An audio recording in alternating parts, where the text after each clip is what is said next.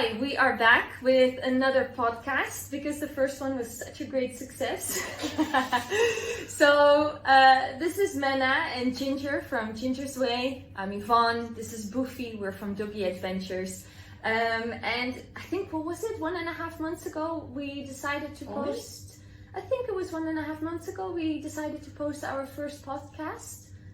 Yeah, maybe. Yeah. I don't know. Time goes very quickly. It goes really fast. We didn't really know what we were doing. We just knew that we wanted to sort of get in touch with the community a little bit more and share our, even more than we're already doing.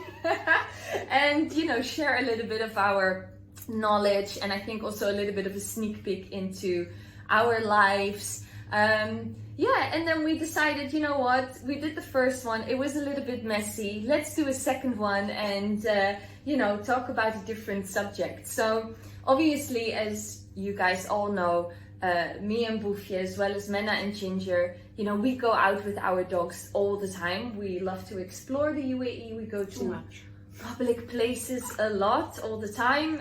We visit dog-friendly restaurants, we visit dog-friendly hotels, we hike. There's so many things that we do. And I just basically thought, let's talk about that and how important it is to take your dog out to public places, apart from, just the dog park or the walks in your community. Like, how important is that enrichment for our dogs? And you as the dog trainer should know that, hopefully. It's super important. I mean, I think one of the best proofs of that is Boofy. That is, she's walking towards 17 and she is the energy of a puppy most of the times because you take her out and about so much. So enrichment, it's not about like fancy fancy toys and fancy things that we do at home. It's taking your dog to different routes, taking your dog to different places, that they get different stimulation that just keeps their mind busy and keeps their mind sharp. So if you go and search doggy dimension, there is a whole section about it. It is really called doggy dimension, and they say that one of the best ways to stop that, not to stop but to prevent, is enrichment, is keeping your dog's mind not busy, entertain, not busy. Like, what is the difference? So, honestly, because I just love to go out with my dog. Yeah. I just love to explore. But obviously, the knowledge behind it, I would not be able to tell you. But what is the difference if I walk her every day in our neighborhood? Yeah. We have a really lovely green neighborhood that we live in, and obviously we meet other dogs there and we meet other people there, and sometimes, like, literally I've been living in the same house for almost 8 years now, and I bumped into this lovely lady last week with her dog that I've never met before, and she lived also in the same neighborhood. Really? And like literally 2 buildings away from me for 9 years as well. So, and it was the first time I ever bumped into her. So she meets a lot of new people and dogs, so she gets like different smells all the time still. But what is the difference between just the walks and like changing the route of the walk? Go explore. It's and going out to public places. So what is like the difference between that? Because I also alternate the walks. Like, I never have the same walk. Good. All the time. Like, I do different routes, or like I do it the other way around. Yeah. Or like, there's not a lot of variety that I can do, of course, but like I sort of try to. The difference is different places, they mean different smells. They mean, that person probably only met that dog that time, but for sure their dog already knew that dog was there, because of the smell. So what we see is totally different from what our dogs smell, and different places bring so many different challenges and so many. If it's all the same kind of stimulation, if it's like, for example, it's the water, the fountains, the doggies, the people doing the yoga and all of that. But like, if you come, for example, here, it's a completely different stimulation. So it's all about the stimulations and the smells that our dogs smell, and all of that. Like, just for you to have an idea, like, a car ride is super stimulating for dogs as well. Just being on a car ride, just you put the window down for a little bit, they're getting all of that smell, and they might not even get out of the car, but they're exhausted. I remember once I did a drive with Ginger during pure summer, was August, was super hot. she got out of the car 2 seconds to pee. That was it. It was so hot. I couldn't take it. Yeah. She spent the whole time in the car, but just by being at the window and looking at all of that, she slept the whole day. Like when we reached in the day after, she slept the whole time. And people know that it's very hard for my dog to sleep the other day, especially if it's physical activities. Yeah. She's one of the few dogs that everyone is saying, they're too tired, my dog is not going. And I'm taking videos of my dog on a walk or in the desert because like she's not exhausted. So mental stimulation is really important. So it's not just the walk, it's literally the whole new place. It's a whole new mini challenges, new smells, new adventures. The cats are different, the birds are different. True. The reptiles are different, everything is different. So it's a whole new world that we don't understand. Gotcha. That's good to know. Yeah, she loves car rides as well. Like yeah, if our dogs, if they're anxious, it's a hell.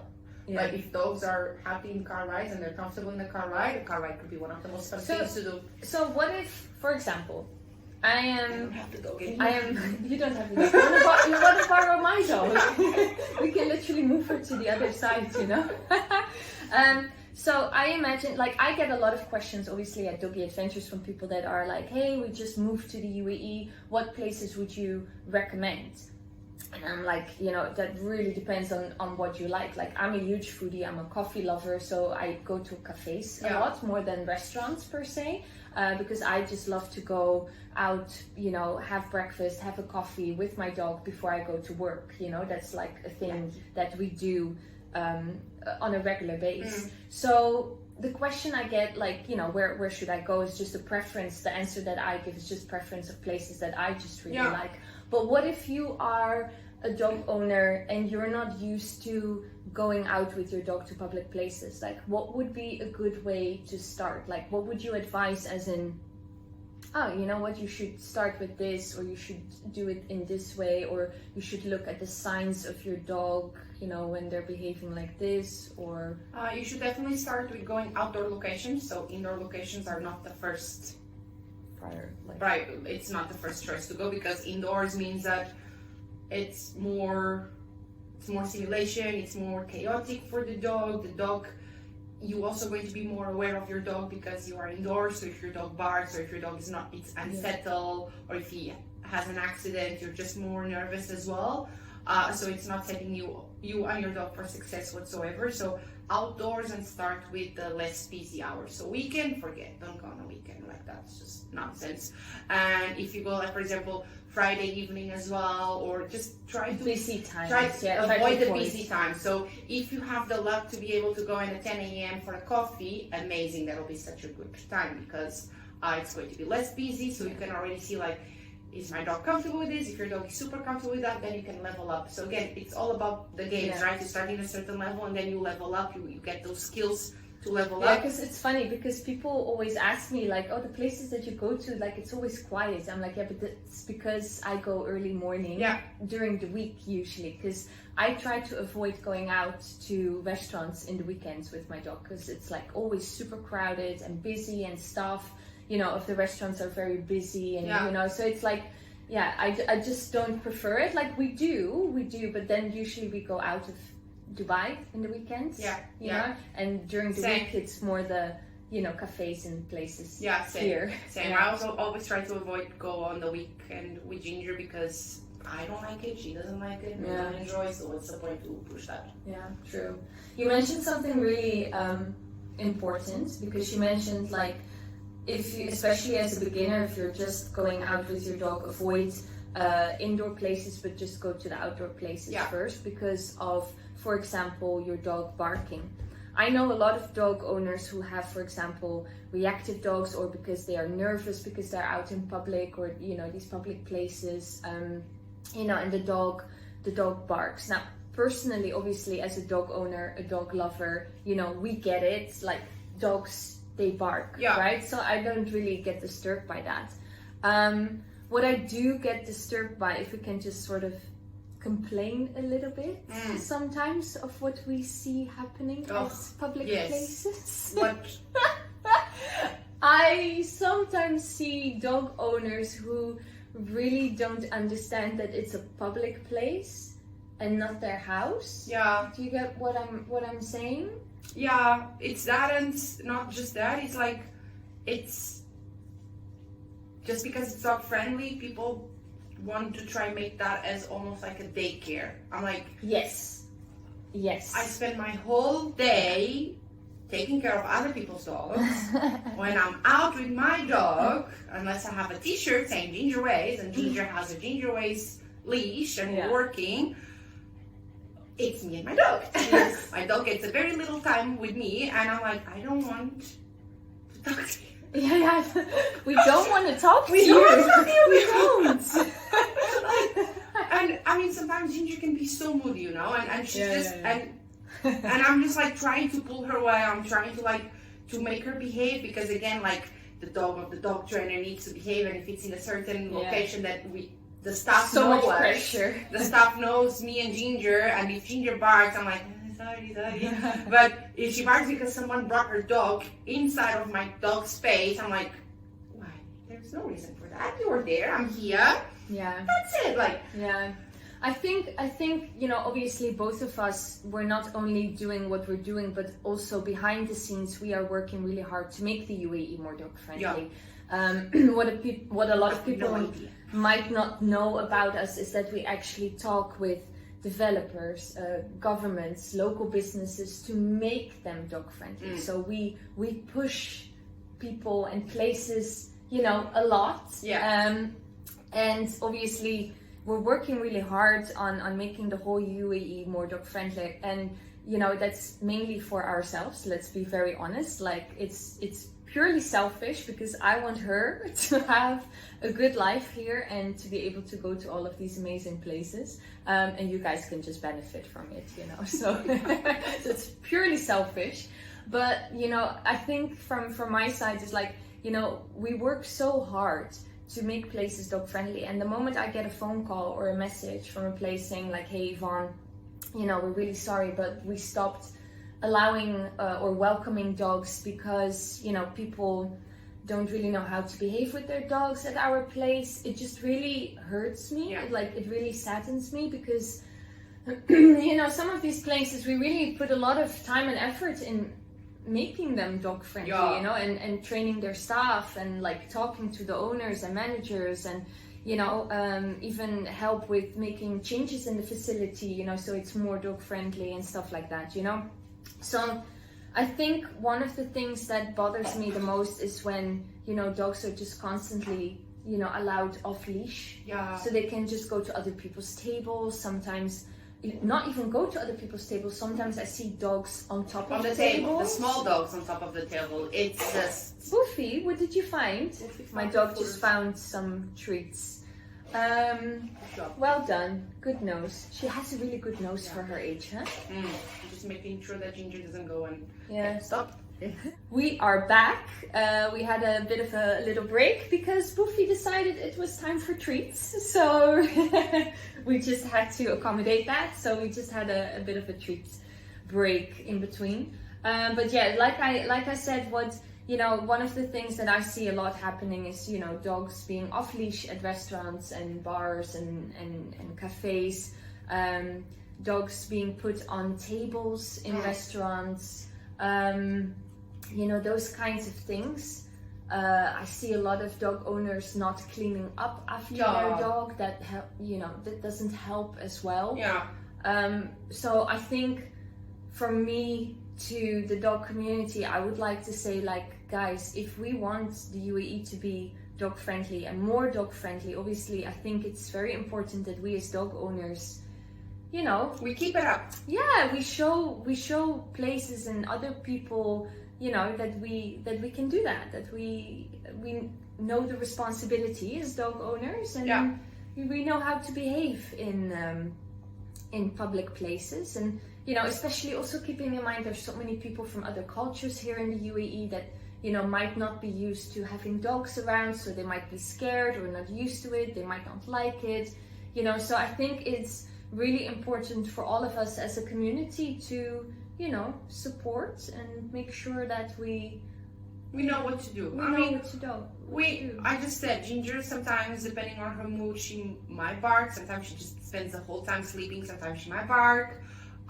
It's some dogs have accidents. Like, it's no one has the perfect dog. We talked about that the last time, but it's how We you do. yeah.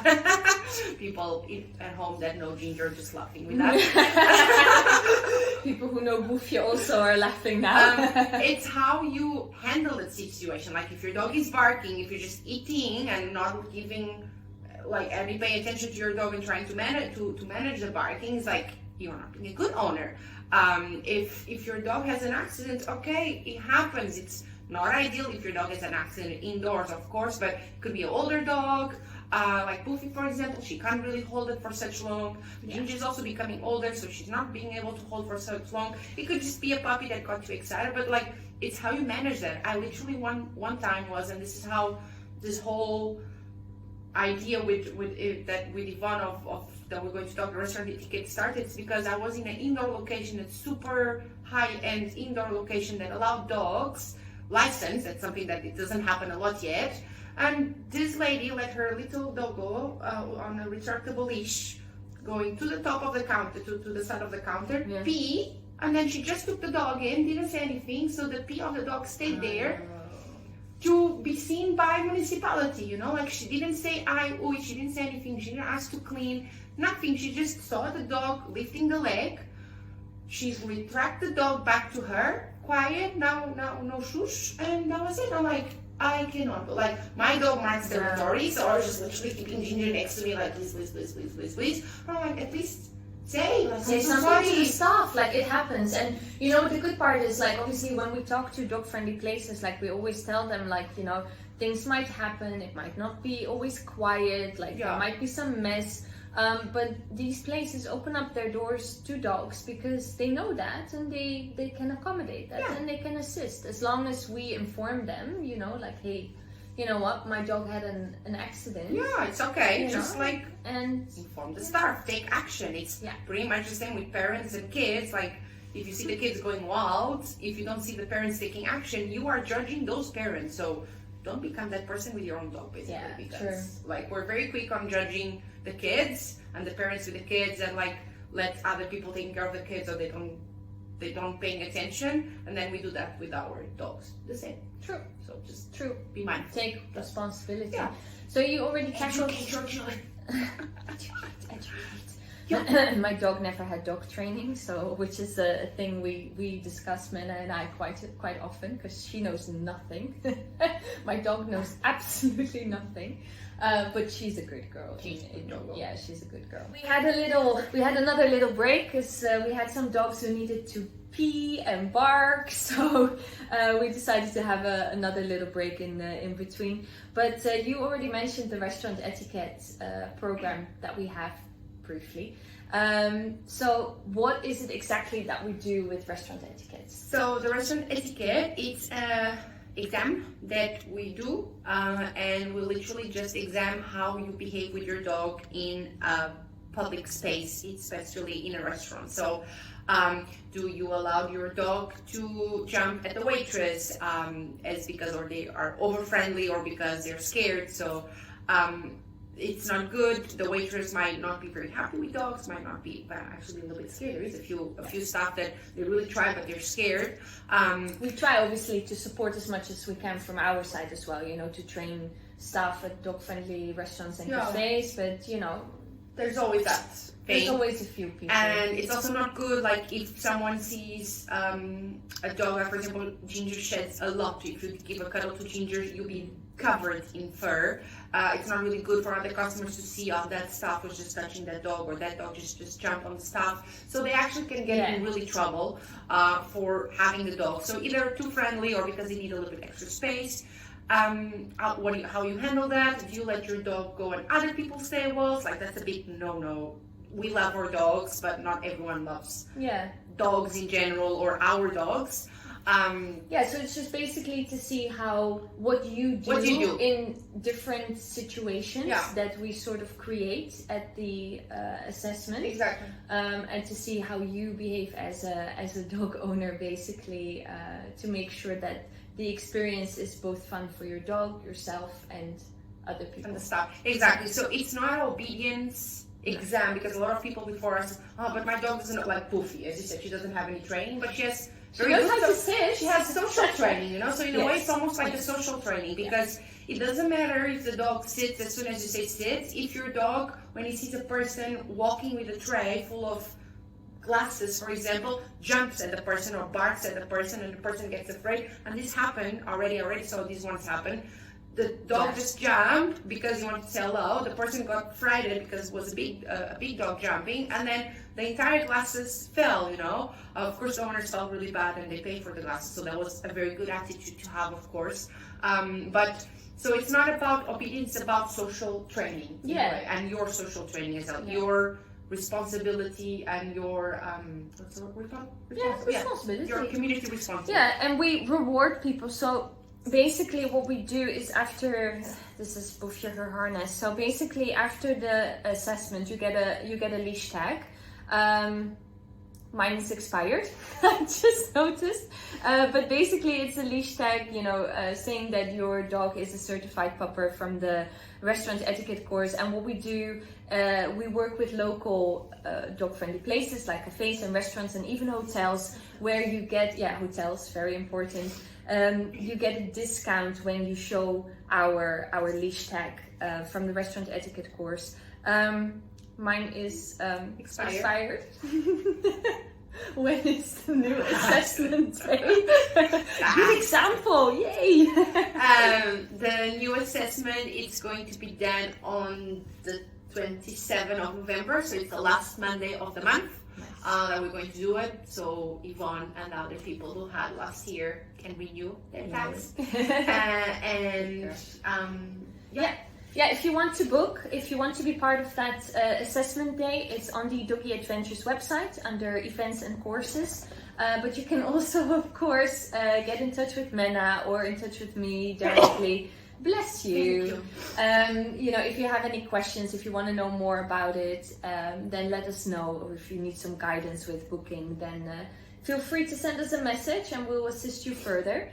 But yeah, the whole purpose of the restaurant etiquette program is to just make the overall experience more fun for everybody, so that we can enjoy all of the dog-friendly places and even more for a very, very long time. I think that's the main purpose. And to maintain them dog-friendly places, because a lot of the times, I'm sure you know it's better, people become dog-friendly and then they're almost punished for becoming dog-friendly because they're getting a lot of, not bad people, but no, not bad. Like, I get it. Like, I totally get it. We love our dogs and we want our dogs to enjoy their time, right? But I think what we as dog owners need to see is that, you know, making sure that your dog has a good time doesn't mean they need to wander off leash at certain places. Exactly. Or, you know, it doesn't mean that my dog, like, needs to be obviously on top of the table. there you go. Like, obviously now she's sitting here on the couch, you know, because it's us. But you know, in a lot of, you know, places, I don't let her sit on the couch, and it doesn't mean that she doesn't have a good experience or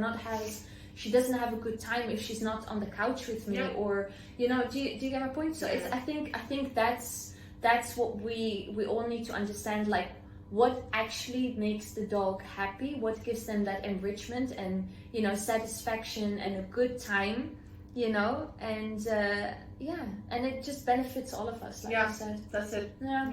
Awesome. Cool. Well, obviously we hope to see a lot of people on the 27th of November. Any questions you have about dog-friendly places in general, reach out to me. If you have any questions regarding dog behavior, dog training, Menna is your girl. We really hope, obviously, you enjoyed this podcast, and we're looking forward to see you the next time. Yeah. Awesome. Well, have a good day. Bye. Bye.